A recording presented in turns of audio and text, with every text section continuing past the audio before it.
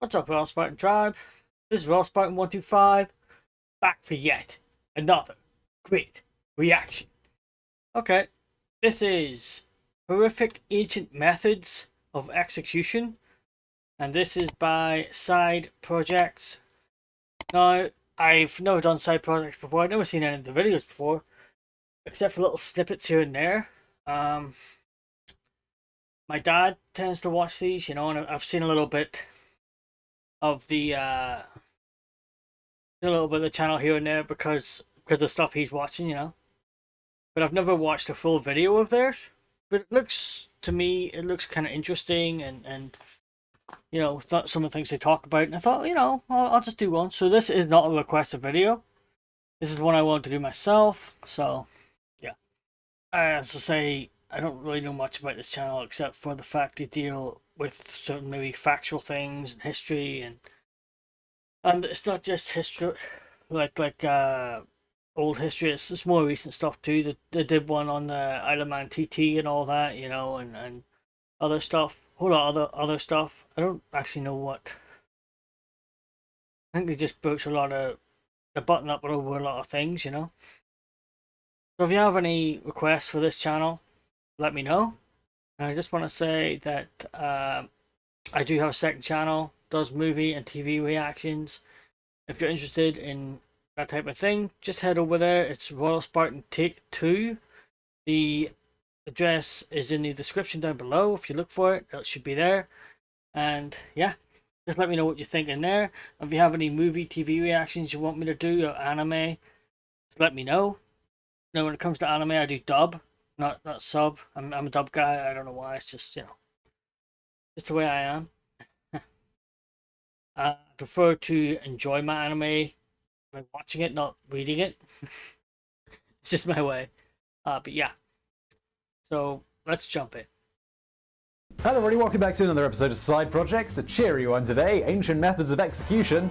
Let's jump in. Here we go.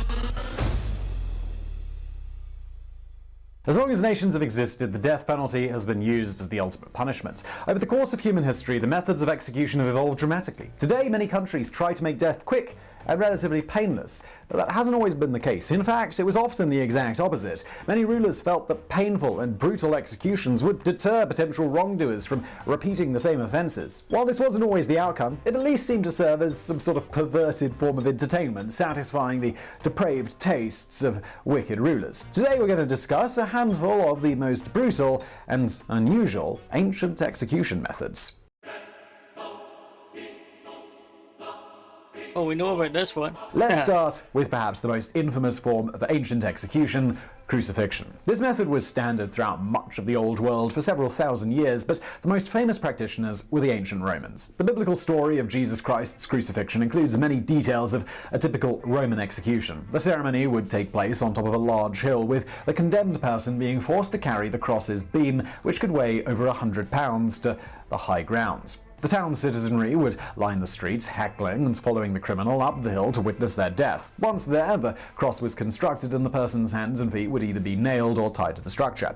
But that was just the beginning of the suffering. As if the nails through the hands wasn't painful enough, executioners would sometimes break the condemned person's legs, stab a spear into their side, or slice their torso with a knife to ensure maximum suffering before death. In some societies, the victim would be hung upside down, or the cross would be placed near the shore so that the waves crashed into the body, hanging from the crucifix. Of course, despite all of these variations, the only essential component of crucifixion is a cross-shaped frame to which the criminal is bound. Other aspects simply determine the amount of suffering before that person's demise. The length of time required for death could range from a few hours to several days, depending on the severity of the injuries inflicted. The cause of death also varied, whether by blood loss, infection of wounds, cardiac failure, asphyxia, or other painful means. After death, bodies were often left on display until the next crucifixion, serving as a constant reminder of the consequences of disobedience. Crucifixion is, fortunately, quite rare nowadays, but it is still used sparingly in a couple of countries. Saudi Arabia, no surprises, seems to be the most recent government to crucify a person, though the methods are much less torturous than they once were. The cross is more commonly used to display the body of criminals who have been executed by more conventional means. Crucifixion is the only entry on this list that is still legal anywhere in the world today. And that'll give you a clue that it's about to get a lot more brutal. Whoa. It's still legal anywhere in the world? Is that what he just said? People, governments could still do this if they wanted to. Because it's perfectly legal. What?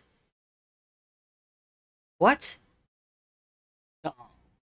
No. Oh. Okay, this is, yeah, crucifixion thing is pretty nasty. Let's face it. And this is the first one on the list. So you just, like he said, you just gonna know it's gonna get crazy. It's gonna get far more nastier than this. Okay. So. Oh. All the bruising bull, Fire yeah. has played a leading role in executions probably since cavemen discovered it all those years ago. But as painful as it must be to be burned alive, it just doesn't feel that creative. The typical burning at the stake lacks the flair of other methods, but ancient civilizations, while they did their best to incorporate fire into more complex executions. A typical example is boiling alive. This method traditionally involved lowering the criminal into a boiling vat of water, oil, or even molten lead, where they were killed with slow, agonizing pain. The molten liquids would burn through layers of skin. Sometimes the condemned were placed in the liquid before it was heated up to prolong the mental agony as they felt their death sentence slowly warming. Despite the common use of boiling across many civilizations, it has always been used for very specific types of criminals. In ancient Rome, Emperor Nero preferred to only use it to execute Christians. About a millennia later, in the Holy Roman Empire, boiling was reserved exclusively for coin forgers. Meanwhile, King Henry VIII used it only for criminals who commit murder with poison. While boiling was a prevalent form of execution, the most elaborate fire-based method was used in ancient Greece. It was called the Brazen Bull. Yes. The Brazen Bull was built by a man named Perilos for the Sicilian tyrant Phalaris. Phalaris sought a more effective method of capital punishment, so Perilos constructed a bronze life-size bull with a hollow interior and a wide door on its torso. The criminal would be placed inside, and a fire was lit beneath the bull's stomach, creating an oven-like space that would slowly extinguish the person's life. An acoustic device attached to the contraption would filter the dying man's screams into the sound of a bull's call. In a cruel twist of fate, the wicked tyrant Phalaris condemned the bull's creator, Perilos, to die inside his own invention. Yes, the Brazen Bull. Oh. Yeah, I've heard of that one. Yikes.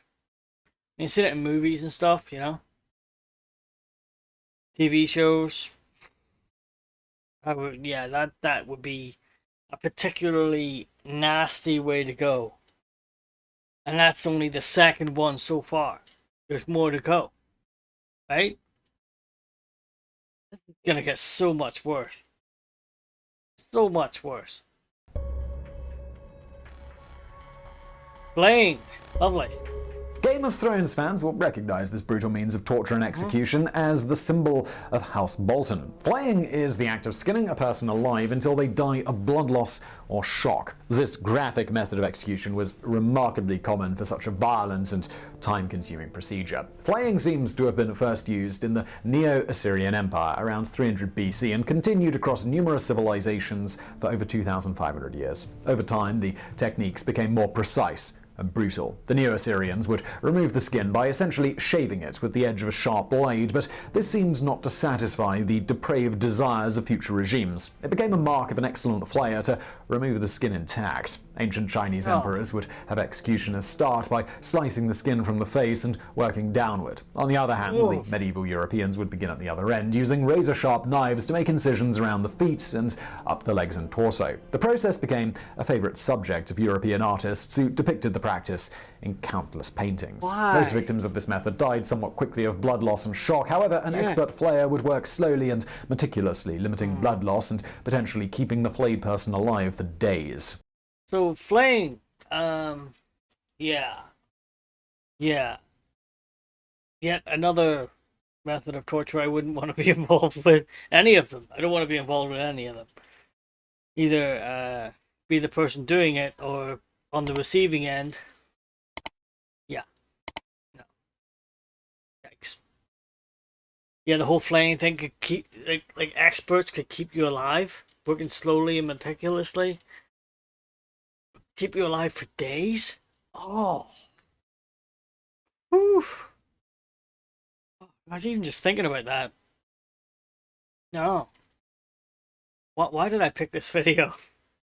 There's so many other videos I could have picked. Why this one? It's like I'm torturing myself watching it. It seems to be a very good video though. They seem to be done a lot of research on it and stuff. And if they're wrong about anything, let me know in the comment section. But be nice about it. Don't be mean.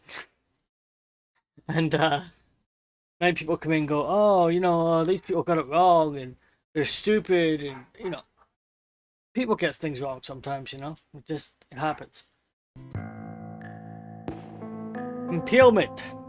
Oh, we all know who loved that one. Though simple in practice, impalement was a uniquely graphic method of capital punishment. For the weak stomachs, if you haven't already, we suggest plugging your ears for the next few moments. Impalement involved shoving a spear or sharpened stick into the victim's anus, then hoisting up the criminal so that gravity slowly pulled their body further down onto the sharpened barb. The point would slowly rip through the victim's internal organs, eventually protruding through the neck or the head. Impaling was not only gruesome and excruciating, but like many of these methods, it was meant to humiliate the perpetrator by emasculating them first. The impaled were left in public for weeks until the body sunk all the way to the ground. The Babylonians were the first impalers in history, as the famed king Hammurabi ruled that a woman who killed her husband should die in this way. The method was used well into the 20th century in prisoner of war camps during both world wars. Impaling would become heavily associated with Eastern Europe in the Middle Ages, as countless brutal wars led rulers to choose this grotesque form of punishment. Of course, the most notorious practitioner was the Romanian ruler Vlad the Impaler, who was so dark and evil that he inspired Dracula. The wicked ruler preferred using a flat-ended stick so that the impaled person wouldn't die of blood loss. Instead, their death was even slower and perhaps even more painful than usual. Yes, Big D himself used to use that one. He did it so well, they actually named him after it. Vlad the Impaler, yes. Wow. In truth, although Dracula, the vampire myth thing, was bad, apparently the real one was even worse. If you can even imagine that. That's crazy. Rats? Oh, That's the favourite method of screenwriters. Rats were often used in a handful of different execution methods. The rats were most commonly placed in some sort of bucket or bowl, with the open end set against the criminal's stomach, chest, or behind. Then a lump of hot coal or flame of some sort was placed on the closed end, so that the only way for the rats to escape the heat was to eat through the person's body. Rats have the most powerful jaws and teeth of any rodents, and their bites can quickly eat through a human stomach. Besides the pain of having their flesh torn apart by rodent teeth, the victim would feel the rodent dig through their internal organs, writhing around inside of them as they died from blood loss or damage to vital organs. Death by rat was especially prevalent in England during the Tudor period, though it's unclear when the method was first used. However, unlike most examples here, rat-based torture and execution has been used as recently as the 1980s. It was a favorite of Latin American military governments during much of the 20th century, and it sometimes took on even more graphic qualities. In Chile, General Pinochet took things up to the next level by reportedly placing rats in a tube that was then inserted up the person's rectum, so the rats literally had to eat their way from the inside out. According to urban legends, the Chilean leader would sometimes use the same method, but with poisonous spiders. It's unclear whether inserting them into the body would actually work as effectively, but we'd just prefer not to imagine it. So, rats. Yeah. Just one more reason not to like rats. There we go. There we go. Like we needed another one. Yeah? We didn't need another reason, but there it is. Death by rats. God, that's probably the worst one yet. And the others were pretty bad, but that's... Even just the thought of that is just making my skin crawl. Just thinking about it. Oh, I'm literally shivering just from thinking about it. Okay. I'm gonna have to be more careful about my choices of video. Definitely. Yeah. Oh, never heard of this one. I don't think. Last, but definitely not This is the least, last is one? the ancient Persian method called Scafism. Commonly referred to as the boats in ancient texts, this method began by stripping the criminal naked and placing them in some sort of tight wooden space, sometimes a hollowed out log or a boat with beams running across the person's body. The hands and feet were bound, and the person was force-fed obscene amounts of honey and milk until they were forced to defecate and vomit all over themselves. Then their body was covered in honey, and the ship was pushed out into a stagnant pool of water like a pond or a swamp. The scent of sugar and human waste would attract all sorts of insects, who would then begin feasting on the spoils. Before long, the crawlers would start eating the victim's body, climbing into orifices, and then laying eggs inside them. If the victim survived long enough, they were fed more milk and honey to continue calling back the insects. Often covered in ants from head to toe, the victim suffered from the pain of being eaten from the inside out and having tiny creatures crawling all over every inch of skin. As one particularly gruesome ancient text put it, they succumbed to tortured madness, experiencing the agonizing nightmare crawl of thousands of insects on their skin, burrowing into their eyes and ears and nose, filling their mouths, while worms and parasites bred in the filth at the bottom of the boat and squirmed up into their bowels. The victim would eventually die of infection, though according to Greek historian Plutarch, one particularly resilient man took more than 2 weeks to die. Thankfully, this horror film method didn't seem to ever catch on outside of Persia, 2 and weeks? it died off with the Persian Empire. Okay, I take it back. That's not the worst one. That's the worst one. Oh, God. How do people come up with this stuff, though? You have to be completely insane, yeah? That's... Oh. So what do you think of that one? Huh? Which one was worse? Yeah, the last one. Definitely the last one. Definitely the last one. For me, personally. For me, personally.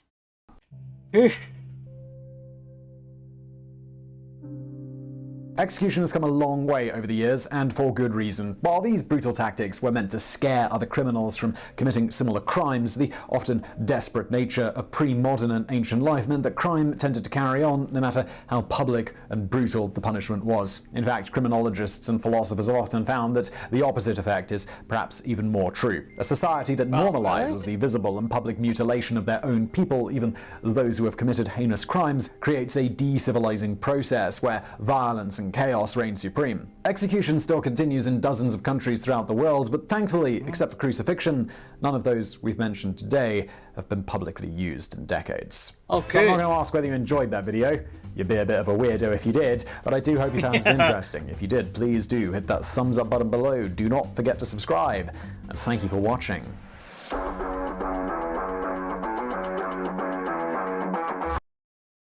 Okay. Thankfully, that is the end of the video. Oh. Yeesh. Yeah, don't get me wrong, it wasn't a bad video. The video was actually very good. They actually went about it the right way. And, yeah.